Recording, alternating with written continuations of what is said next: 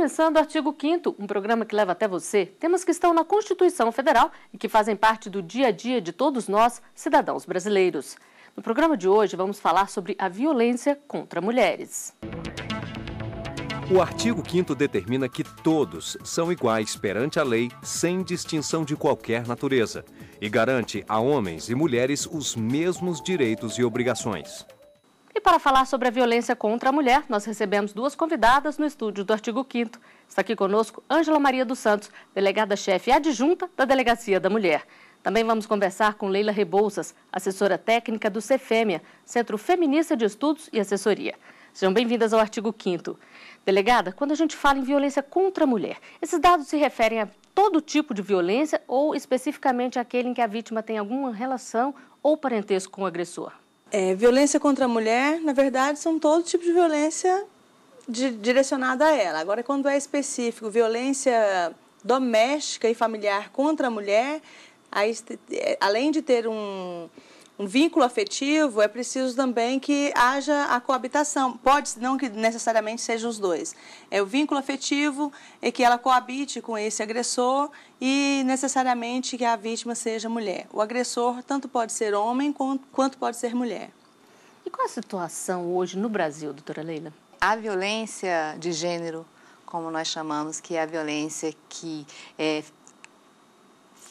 a agressão, né, contra as mulheres, mas simplesmente pelo fato dela ser mulher, né, ela continua forte, vem de uma cultura patriarcal que é muito difícil ainda de superar, né, a gente percebe isso.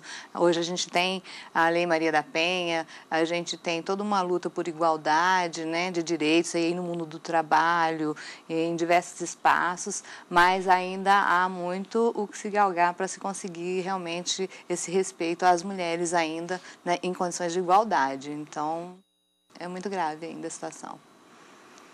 E os homens estão agredindo mais ou as mulheres estão perdendo medo de denunciar?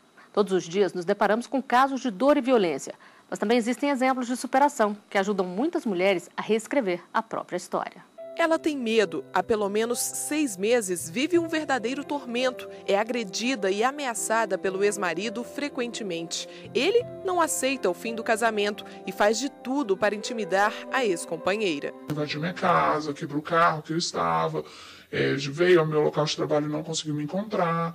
Então vem sempre as ameaças que vai me matar.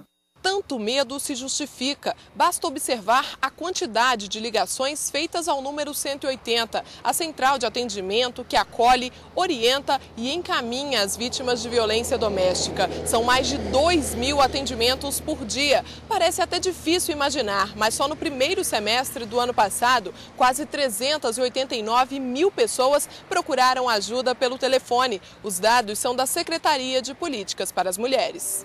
As medidas protetivas já foram estabelecidas, mas o homem não respeitou as determinações e continua fazendo ameaças. O medo agora é acabar como a comerciária Fernanda Grazielli, morta pelo ex-marido dentro da loja em que trabalhava, num shopping de Brasília.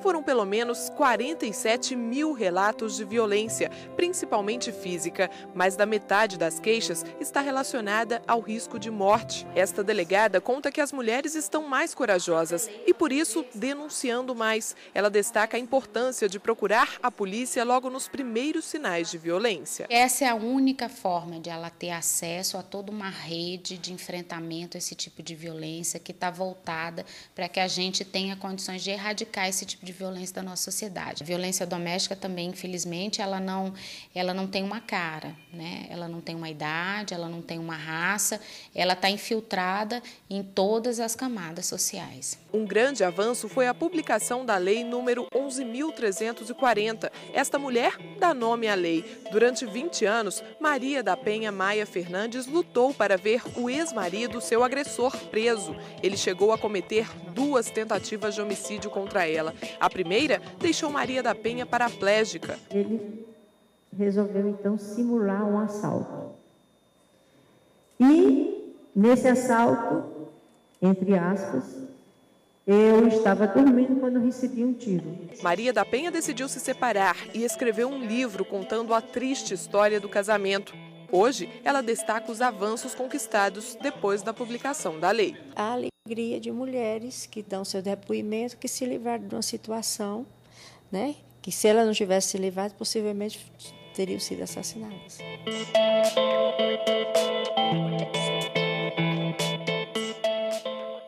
Doutora Ângela, as mulheres estão realmente denunciando mais? Com certeza. A divulgação da lei tem tido assim, um papel fundamental para que as mulheres se conscientizem da necessidade do registro de ocorrência, do apoio estatal, da rede de proteção que está destinada para essa mulher vítima de lesão corporal, vítima de violência doméstica e familiar. Então, assim, a importância da denúncia, do registro de ocorrência é muito importante. E, para isso, a gente precisa do apoio do Estado. Então, assim, toda essa rede está envolvida na questão da violência doméstica, daí o aumento no número dos registros de ocorrências. Essa lei pode ser considerada um marco na luta contra a violência contra a mulher? Bom, para o movimento de mulheres, né, para o movimento feminista, ela realmente representa um marco das nossas lutas, né? Mas, assim, é importante também lembrar que a lei, ela realmente precisa ainda ser implementada, né? Ela só tem 6 anos de existência, mudar toda uma cultura machista, patriarcal, em tão pouco tempo, então é muito complicado. Então, daí a gente tem essa visibilidade maior hoje, né, da violência de gênero, porque temos equipamentos adequados, porque temos DEANs, porque temos centros de referência, mas ainda, esses equipamentos ainda são insuficientes, né? Nós queremos que realmente o Estado se comprometa mais ainda e sempre mais garantindo recursos para que esses equipamentos realmente existam e funcionem como devem funcionar. Agora, o Brasil aparece em 7º lugar como o país com esse tipo de crimes, com o maior número desse tipo de crimes no mapa da violência lançado em 2012. O que leva a essa criminalidade toda contra a mulher? Bom, infelizmente é a cultura da violência. Isso precisa ser modificado, né? Se investir na prevenção também. E investir na prevenção, isso significa se investir desde equipamentos públicos como energia elétrica, se garantir que a energia elétrica seja suficiente, né, nos mais diversos espaços onde as mulheres se utilizam, né, como também garantir recursos para políticas de creche, onde as mulheres possam também acessar sua autonomia, ter garantida a sua autonomia, né, para trabalhar. Então, tem vários equipamentos ainda, várias coisas que precisam ser garantidas para as mulheres, mas dentro desses serviços públicos ainda, infelizmente, ainda precários no Brasil. E ainda, assim, eu vejo a própria desconstrução da ideia patriarcal, né, como ela colocou. E como são criados os nossos meninos, como as nossas meninas são criadas. Então, assim, existe realmente uma cultura e isso precisa ser desconstruído para ter um novo modelo de crianças, de brincadeiras, que as meninas têm acesso às brincadeiras masculinas, os meninos às brincadeiras femininas, e que isso não interfira, que leve para a violência, né? Que ele tenha um domínio sobre a menina e que ele acha que isso é natural e que quando chega na fase adulta, diante das suas frustrações, ele pode agredir essa menina, essa companheira, essa filha, essa irmã. Então, eu acho que precisa haver uma desconstrução da criação mesmo, da cultura machista, patriarcal. A pessoa que cresce ali, a criança que cresce, vendo a mãe sendo agredida, ela acaba também, muitas vezes, se tornando um adulto violento? Com certeza. E, assim, de forma empírica, a gente tem visto isso quando se trabalha numa delegacia circunscricional, que se você apura todos os crimes, você, se parar para observar aquela família, geralmente tem uma desestrutura familiar muito grande, de agressão, a mãe foi agredida, de pais também, tanto que já teve envolvido em violência. Então, assim, a criança segue um modelo, a gente precisa de exemplos. E isso dentro da família desestrutura toda a família vindo para a violência, com certeza. Se inicia com as piadas machistas, né, com reprodução de estereótipos, com a coisificação do corpo da mulher. Então, tudo isso dá margem a todos esses tipos de violência, a humilhação, né, a agressão, às vezes as vias de fato de agressão física, por acharem, né, que isso é normal. é uma violência banalizada, né? Quando a gente fala em violência, se pensa em agressão física, mas a agressão psicológica, a violência psicológica é muito grave também, né? A violência psicológica, ela causa transtornos sérios, assim, para as mulheres, né? E isso vai afetá-la não só no seu cotidiano, né? Mas na sua vida profissional, no trabalho, em diversos espaços. E as delegacias estão bem preparadas, doutora, para poder atender as mulheres, até onde não existe delegacia da mulher também? Como é que é esse trâmite? Então, no Distrito Federal nós temos a Delegacia Especializada de Atendimento à Mulher e é a porta de entrada mesmo da violência doméstica e familiar contra a mulher. E a gente tem a política, a formação desses policiais de acolhimento. Essa vítima tem que ser acolhida, porque até para ela chegar à delegacia, para que ela rompa esse ciclo de violência no qual ela está inserida, é preciso que ela receba um policial bem preparado, que saiba ouvir, que faça uma oitiva dela sem julgamento, sem estar colocando ela numa situação mais constrangedora, revitimizá-la, né? Então, é necessário que o policial tenha essa formação. E todas as delegacias aqui do Distrito Federal têm uma seção de atendimento especializado também ao atendimento da mulher. Mas ela pode também registrar a ocorrência nos plantões das delegacias. Todas as delegacias estão aptas para realizar o registro dessa ocorrência. Delegada, e atualmente existe essa preparação também no restante do país? As delegacias têm sempre um setor preparado para atender mulheres?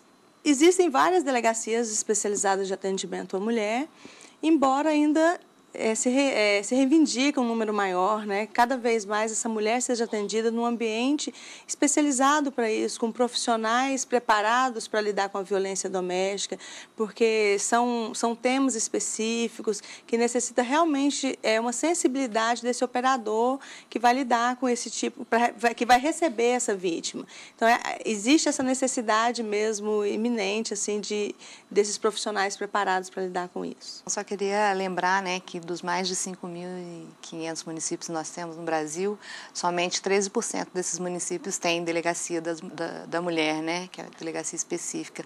Então, é um dado, assim, bastante importante da gente colocar, de enfatizar para que os municípios, né, para que os prefeitos, eles priorizem esse atendimento para as mulheres e tenham esses equipamentos e serviços à disposição delas. Tem que ter maior empenho, né? Tem.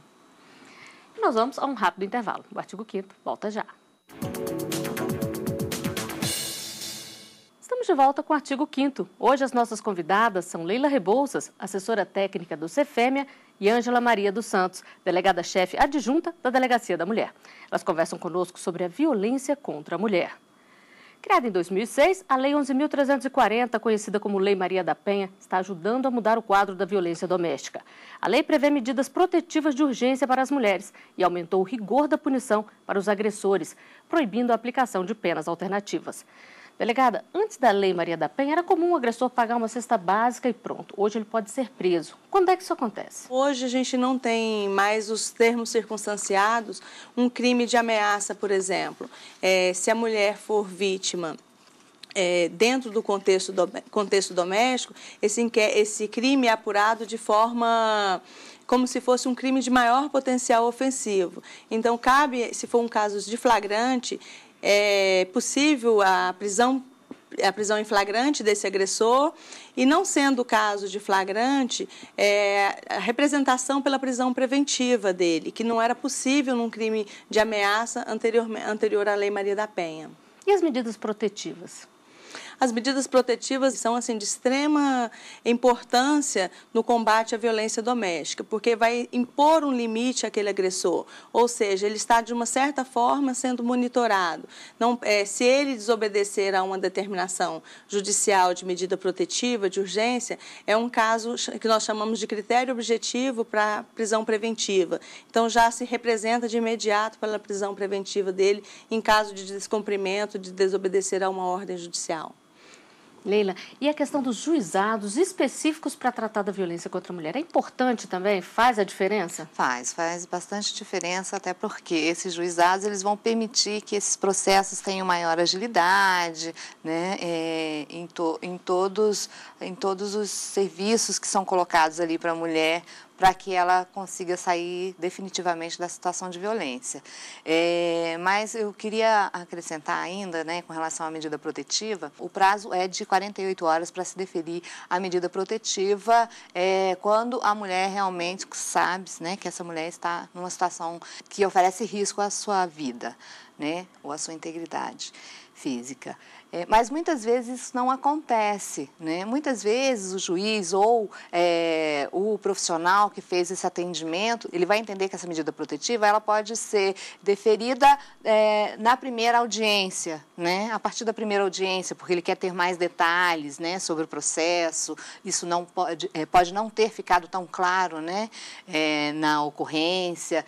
E isso é um agravante, assim, nós consideramos como um agravante, porque nós vemos, né, estamos vendo casos de mulheres que morrem mesmo estando sob a medida protetiva, né? E quando essa ocorrência também demora, quer dizer, isso faz com que a mulher fique sujeita ainda com um risco maior ainda, né? Isso chama bastante a atenção da gente, porque significa que há ainda falhas, né, que precisam ser sanadas. Delegada, ela estava falando das mulheres que estão sob medida protetiva e mesmo assim morrem. Muitas recorrem à Lei Maria da Penha, mas a polícia não consegue dar a proteção 24 horas por dia. O que fazer?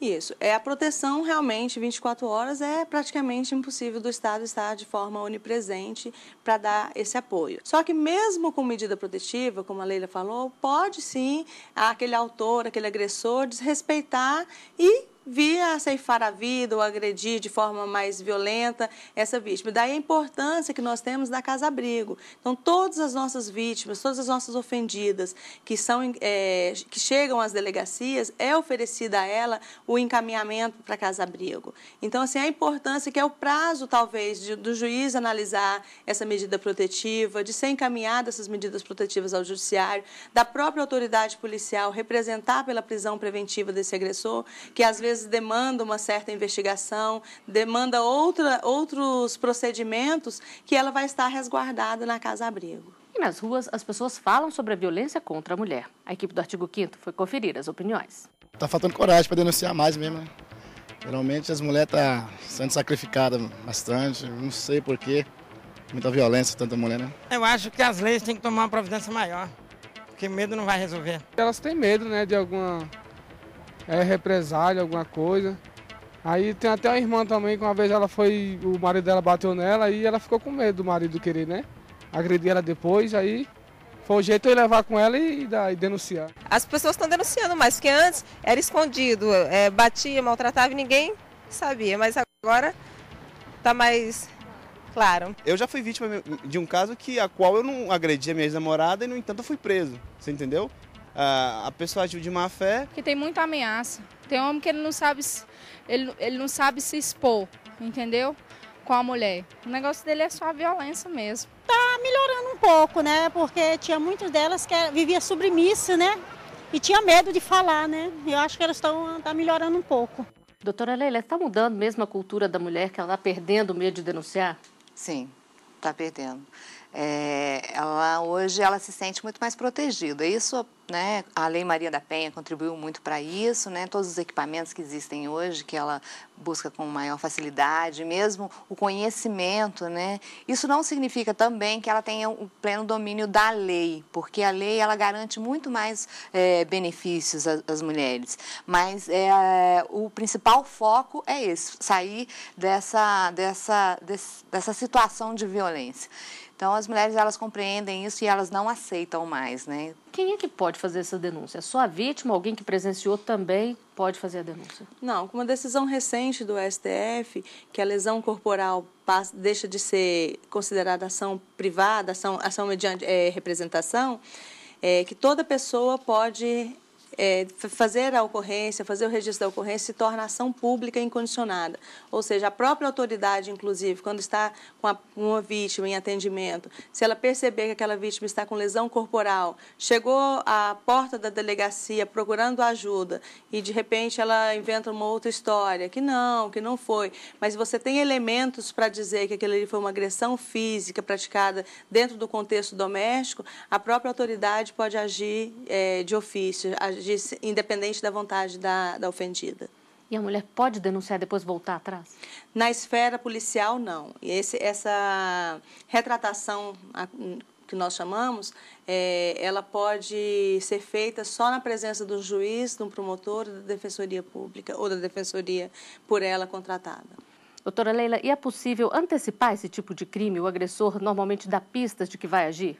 Não está tão claro nas pessoas, assim, sou violento, sou agressor, né?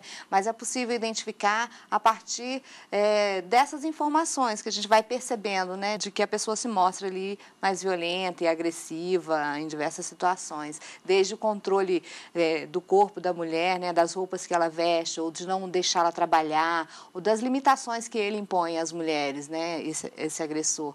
Então, é possível a gente ir identificando esses perfis, né? E é muito grande o índice de reincidência?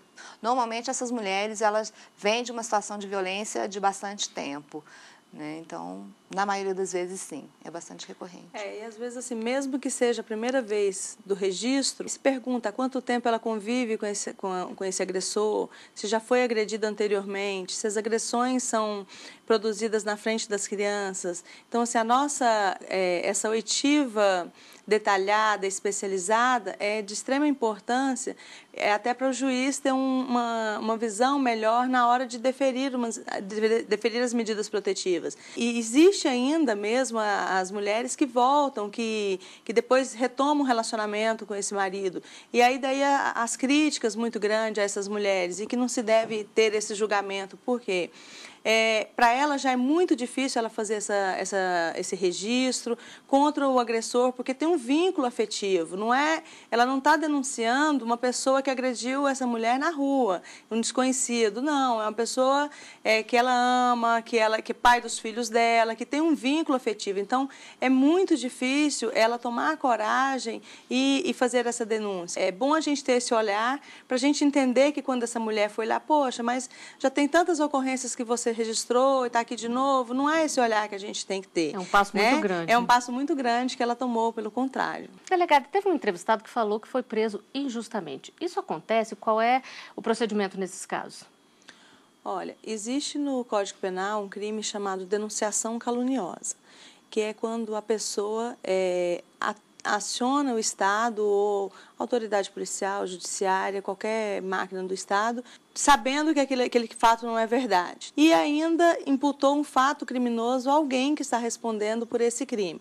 Então, assim, a gente, quando divulga a lei nas palestras, a gente fala da importância e da responsabilidade da mulher quando procura a delegacia, para ela não usar a lei, né, contra essa pessoa ou para algum capricho pessoal, porque ela vai, em se deparando que há indícios e prova de que isso foi de forma pessoal, de forma mentirosa, ela vai ser indiciada no crime de denunciação caluniosa.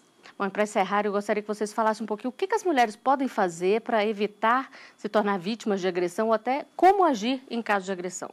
Principalmente não aceitar, né, nenhum tipo de domínio sobre a sua vida, sobre o seu corpo e denunciar isso, continuar denunciando.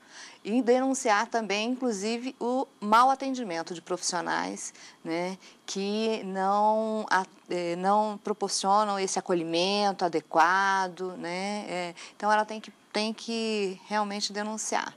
E essas mulheres, elas encontram acompanhamento psicológico? Sim, tem os centros de referência e tem os núcleos de atendimento aos familiares e vítimas de violência. Esse atendimento psicológico, ele deve ser priorizado para o agressor, né? Nós entendemos dessa forma, porque essa reincidência das situações de violência, né?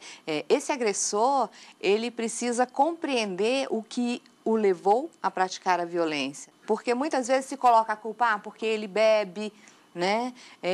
Porque na maioria das vezes é assim, no final de semana, tem um perfil, né? Desses acontecimentos de agressão. Mas isso não justifica nenhum tipo de ato agressivo contra as mulheres, né? Então, os homens precisam compreender que essa cultura machista, ela precisa acabar, né? E ela existe.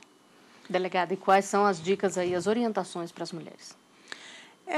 Como a doutora Leila colocou mesmo, a denúncia é o caminho que a gente coloca, a única forma de quebrar o ciclo da violência é a denúncia, o registro da ocorrência, é o apoio estatal e é o que a gente espera do Estado, desses operadores mesmo que lidam com a violência doméstica, saber acolher essa vítima.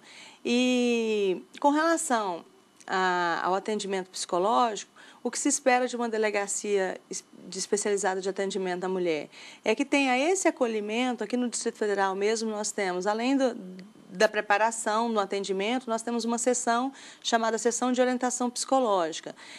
Não vamos ter um atendimento psicológico, mas essa vítima vai ser encaminhada para a nossa rede parceira que a gente tem de atendimento psicológico, tanto para o agressor, às vezes para o adolescente, tem os adolescentes. Então, que ela seja encaminhada e que a própria família em si seja encaminhada e seja, de uma certa forma, monitorada psicologicamente, de forma social mesmo, até aquela estrutura familiar. E aqui no Distrito Federal também nós temos um convênio entre o Tribunal de Justiça, a Polícia Civil, a Secretaria de Segurança Pública e uma faculdade da cidade, que esses alunos de Direito e de Psicologia fazem um estágio na própria delegacia. É uma forma diferenciada até dentro da realidade acadêmica desses alunos aprenderem a lidar com o tema de gênero, que não se é divulgado dentro das faculdades, ou os alunos não têm interesse em lidar com isso. Então, é uma forma interessante de ter uma nova perspectiva desses profissionais que estão sendo formados. E um modelo que pode ser seguido, né? Com certeza. Bom, e com essas explicações, nós chegamos ao final de mais um Artigo 5º. Doutora Leila Rebouças, delegada Ângela Maria, eu agradeço a presença de vocês aqui na TV Justiça. E você também pode fazer parte do nosso programa, mandando sugestões para o e-mail artigo5@stf.jus.br. A gente se vê na semana que vem. Até lá.